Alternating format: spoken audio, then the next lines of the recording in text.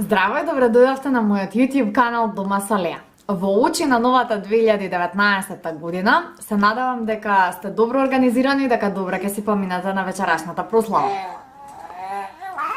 Да. И ние. Значи, денешната тема е тесно поврзана со прославата на Нова година и со изборот на подароци за нашите најблиски, поточно за најмалите.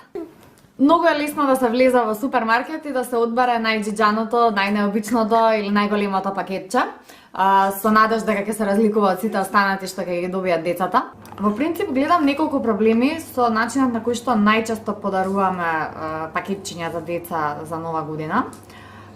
Прво, тоа е големото количество на junk food. Второ, тоа е дали покрај изгледот надворешен на пакетчето, тоа може да е големо, убаво спакувано, брендирано и така натаму.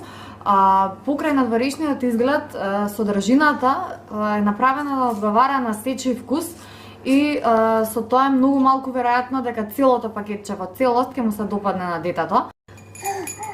Скоро и да нема мало пакување кое што е импресивно, а пакувањата сами по себе представуваат проблем од еколошка природа.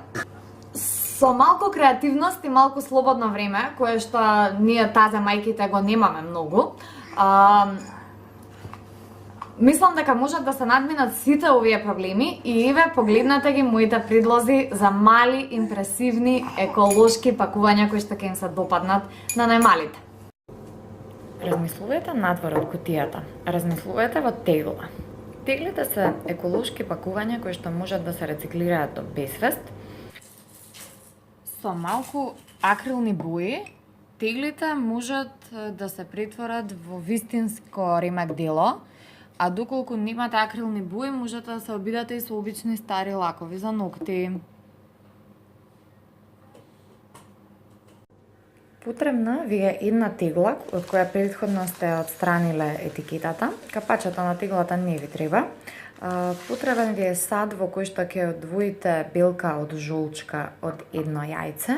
Исто така жолчката не ви е потребна, само белката ќе ви биде потребна. Внимателно при одвојувањето. И потребна ви е крупна морска сол во еден плиток сад во кој што ќе ја валкате теглата. Чистата тегла ќе ја намачкате однадвор со четка или со рака, како што правам јас, со белката од јајцето. И потоа на мачканата површина, значи не ја мачкате цела површина, него само делот кој што сакате да изгледа снежно.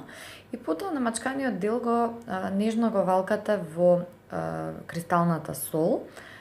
Посебно добро изгледа доколку тоа е крупни кристали на морска сол. Заради белата боја и пувкастиот изглед, теглата ќе изгледа како да врне снег на неа во моментот. И вака изгледа тоа од прилика.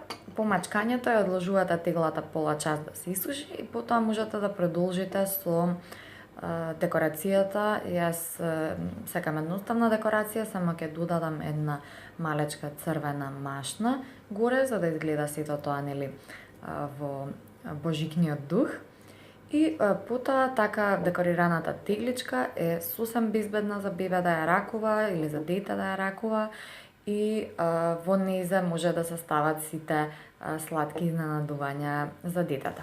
Еве неколку кики бомбони, овој Дедо Мраз е многу голем бидејќи земав мала тегла за снимање, па затоа ќе ставам еве вака едно мало стапче чоколадно со Дедо Мраз, крем банани. И не заборавајте ги шекерните бастунчиња, бидејќи имаат посебно новогодишен изглед. Покрај вака спакуваното подароче, кое што сум сигурна дека нема да се дуплира во фондот на подароци на секој од децата оваа година, санката на Дедо Мраз е уште една многу возбудлива техника која што, ако ја користите, можете да добиете уникатно подароче. Тоа од прилика изгледа вака.